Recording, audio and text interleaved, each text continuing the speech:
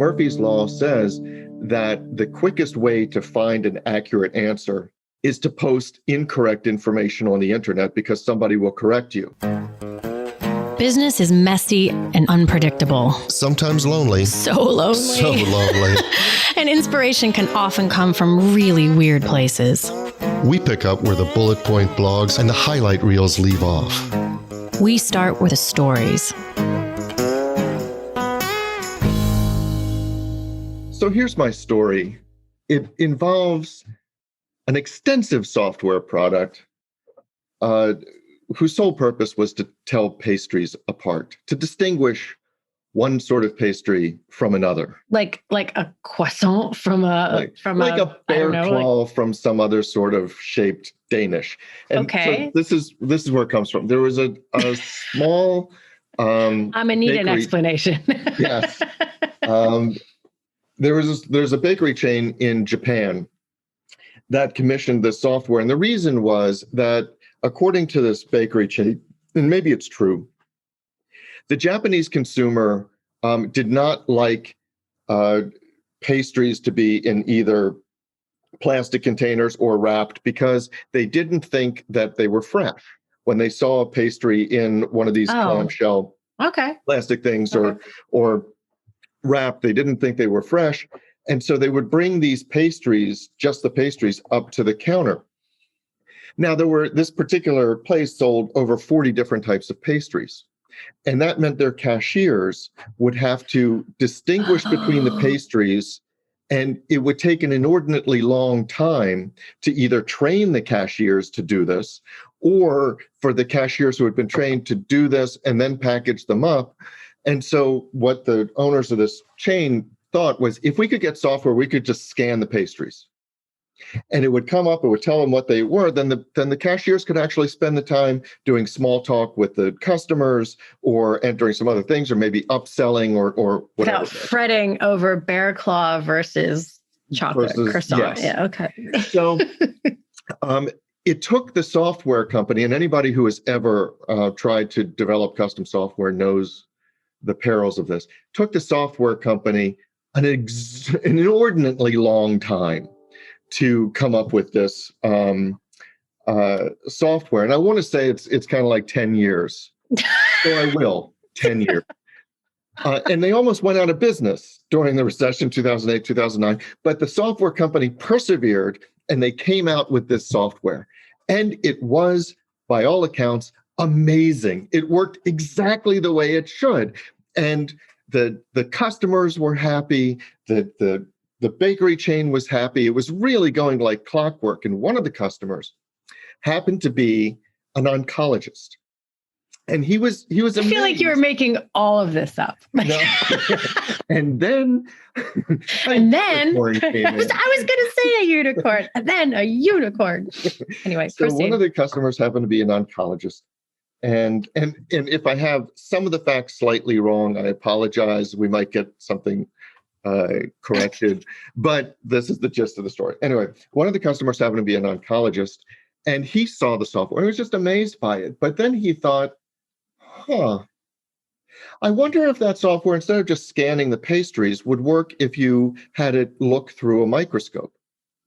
And so he tried that, and this software that was developed to distinguish one pastry from another actually became one of the chief tools in fighting certain types of cancer, because not only can it distinguish between pastries, it can distinguish between the shapes of cells, which meant that it could target the treatment toward cancerous cells or precancerous cells without damaging normal cells, because the shapes are different. They're slightly different.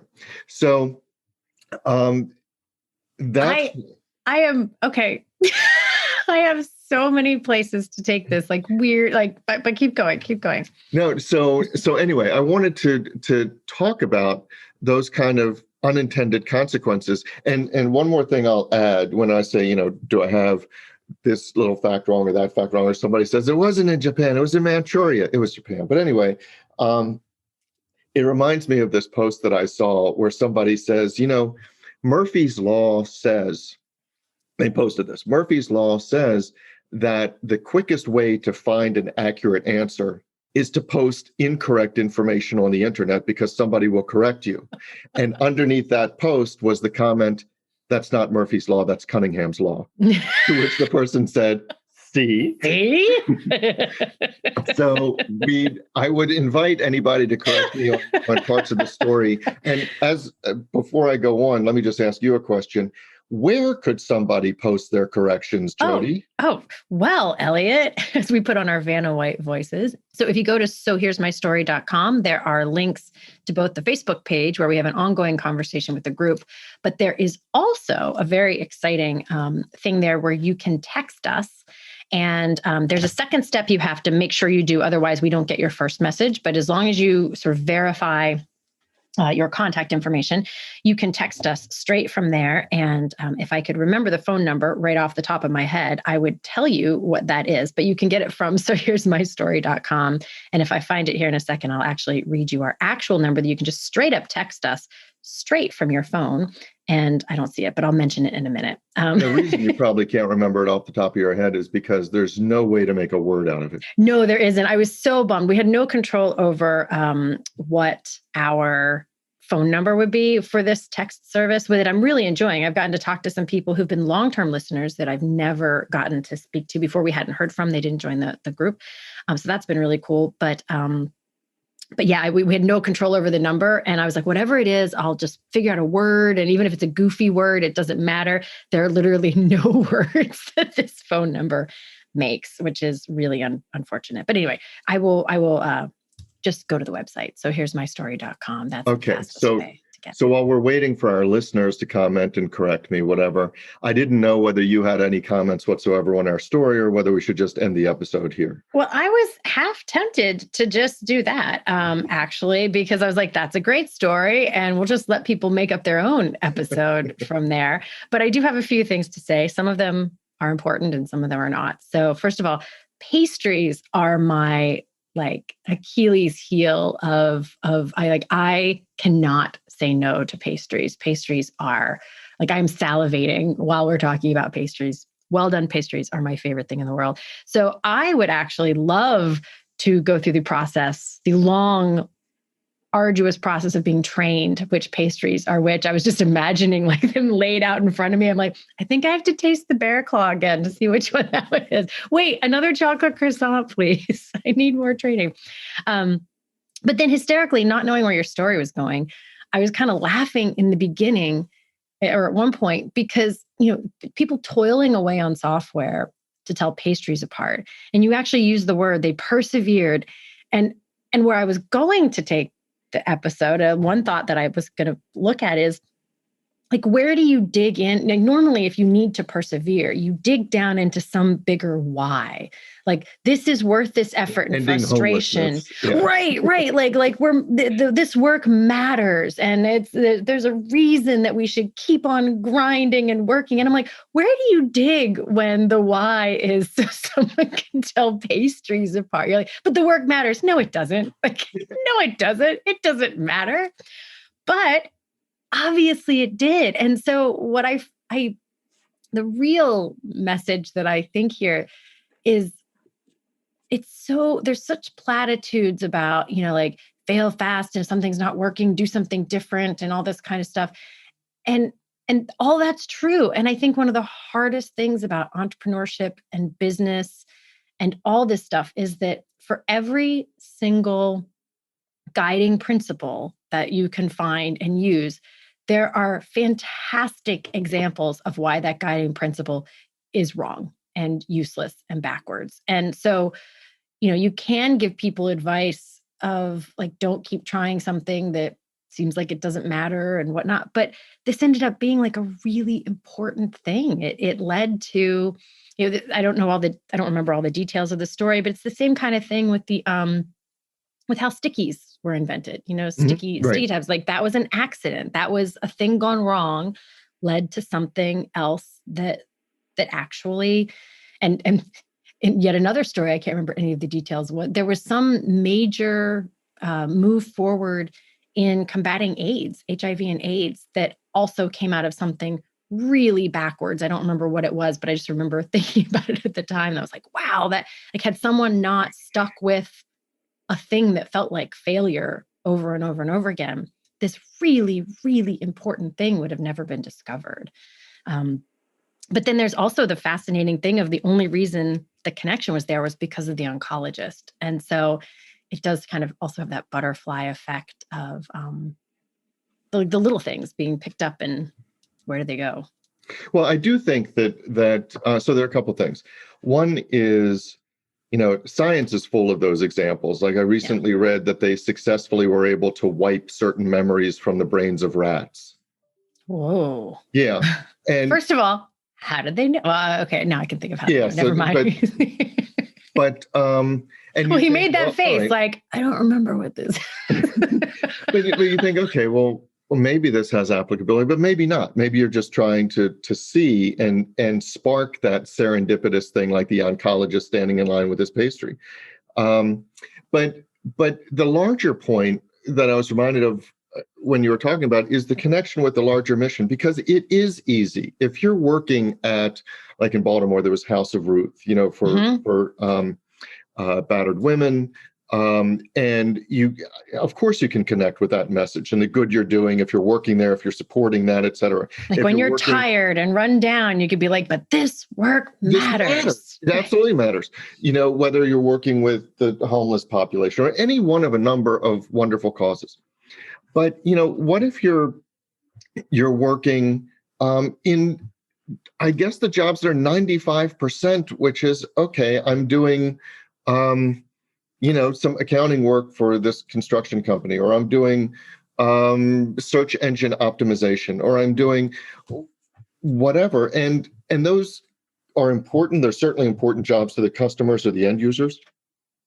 But you still want to connect your company, your people, your culture, et cetera, with something of importance, that they're spending their time on the planet is doing something more than taking up space or just waiting until the weekend when they can make a difference with their families. Right. Well, so there's a client I was working really closely with a few years ago was working with an employee engagement company who was doing these quarterly surveys, and these little surveys. It was all about engagement. And one of the things that one of the big factors that really affected people's engagement, of course, was that sense of their work mattering in a bigger way.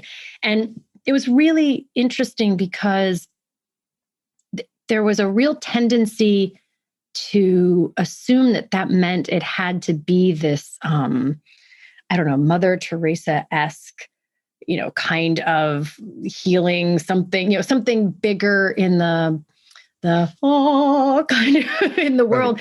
Right. And it doesn't have to be that kind of meaning. Not everything has to tie back to changing lives or saving lives or some just like giant world mission. There's a lot of motivation to be found just in, like you said, doing accounting work for a construction firm. There's a really important why there. You're keeping them safe in a way. You're making sure that they're not in trouble. You're weighing in on their financial strategy so that they can stay in business and hire more people, and that affects other people's jobs. I mean, sometimes you have to dig a little bit deeper to find the why. Even if you're in food service, or just, I'm trying to think of anything random like that gives people experiences or that keeps them safe. A company that was like an insurance agency, might say, well, we're just schlepping insurance. Well, insurance plays a role. I mean, insurance has made terrible situations better for people. And it's a very easy thing to ignore. And it's a very easy thing to just be like, why does this work matter? But there is something magic that happens when you can connect to some kind of something that matters. I remember when I was a receptionist at the architecture firm when I first started. I think some people look at jobs like that as just completely unimportant jobs. And had I looked at it that way, I think it would have been really, really boring. So for my own self-interest of it not being boring, I, in my head, tricked it out to be like, I got great pleasure out of recognizing people's voices before they said who it was. And I'd say, oh, okay, Mr. Smith or whatever. And he'd be like, oh my gosh, how did you know it was me? And I was like, oh, that was fun. That's a huge thing, actually. I've seen people who are really good receptionists do that, and it's magic. It is, and it made them feel special, and that it made them feel more connected to the firm. And I created my own little world of why. I did the same thing. I cleaned houses during college because it paid way better than all the other jobs, and I would truly, for my own selfish benefit, I would make up whys that made it seem more important than it probably was. Because without that, it was just mind-numbing and boring. Well, and while you're talking, you probably saw through the screen, I was looking at my phone. I was looking up. I was getting a word. I'm like, are you coming back? No, I was looking for an email because it reminded me of this. I got this email, I guess, so exactly a week ago. And it was somebody who was in one of the webinars I did on, for construction companies. So she introduced herself and she says, I just graduated from this law school. And she says, going into law school, my passion was to save the world. That quickly changed when I found the wonderful company that I work for now and immersed myself in construction, project management. Mm-hmm. And then she went on and I was like, well, hold up. Wait a minute. I used to want to do something important, and now. I love my employer who killed my dreams, and so I responded to her but I remember seeing that email, and I just kind of sat back. Not only because that's an unusual type of introductory email that starts with "Hi, my name is," and then here's what happened to my passion. Here's the day the music died. Here's the day the music died. That's normally not the second paragraph after the "Hi, my name is," and I was on a webinar that you presented. Here's the day the hope died in my eyes. Right. So not only was it unusual, but I sat back. I was like, wait a minute, but those two things that's not a choice. That's not mutually exclusive. Like either I connect with my larger mission or I stay employed with the job that I love. You can sculpt your career. You can choose things that connect you with a larger sense. And the other part in it, so we've had a discussion back and forth via email, but one of the things that I was talking to her about is, there's, I heard the quote, I'm going to butcher it, but it's from the Jewish Talmud, but I know it's from other places, which is to save one life is the same as changing the world or saving the world. Mm-hmm. And so I was talking to her about that if you make one life better, if you do something. So for example, I was just saying, when I teach public speaking and the things that I hold on to are when somebody who said, I was terrified to speak in groups larger than 3 people unless they were my immediate family. And because of this, I'm able to do that. And for them, it's life-changing. It's not, in a larger sense, changing the world, saving the world, but for them, it was. Mm-hmm. And so it's a connection. You can say, you're teaching public speaking in a college course. How is that? That's not working at House of Ruth, and it's not curing cancer, and it's not ending homelessness. Right. But you can still connect with a larger mission. You just have to take the individual impact and look for ways to make something better because you were there. Right. Well, it's and I don't want to leap to talking to culture because I want to stay on this theme, but in the same way that people talk about culture in firms, and then imagine that it somehow exists at this macro level. The only place culture exists is in every little individual conversation. And it's the same kind of thing where like making a difference in the world. I mean, even House of Ruth, like, yes, that is a macro level or like higher level, deeper level, however you want to use the metaphor, importance in the world, but it still only happens one life and one interaction at a time. Yes. Like there are very few ways in which, I'm not trying to say it's not important to feed like 1 million people, but you're still just feeding one person at a time, like 1 million in 1 million. Anyway, but I want to go back to something that feels really important about this. And, said that when I was giving my examples of my early career where I forced meaning into what would otherwise be a mundane, if not inane task. And I think I was reminded a few years ago, I was watching this thing about how there are a whole host of things that can only be achieved obliquely, that like happiness is not something you can pursue directly. It falls short. It doesn't have a foundational weight to it. If you it ends up being like junk food if you pursue happiness for happiness's pursuit. Happiness is a byproduct of meaning, of things like not only meaning, but happiness comes from seeking out meaning. And then this product is happiness. And I think that especially in companies and in jobs and where you can infuse meaning into things, even if it's just in small ways, not only does it make you happier in the job and make it more fulfilling, but I fundamentally believe that then you're better at it. And then you can't do this so that you end up getting promoted.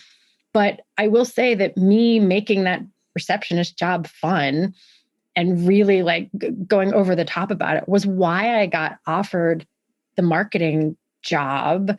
And that kicked off my 16-year career there that led to me being COO. And I don't know, if I just would have showed up and kind of phoned it in, no pun intended, since I was a receptionist, but just checked the box and been like, hey, whatever. But I don't think they would have offered that to me. So, but again, I don't think you can do it just for that purpose. But I do think it's something it makes your experience of things better.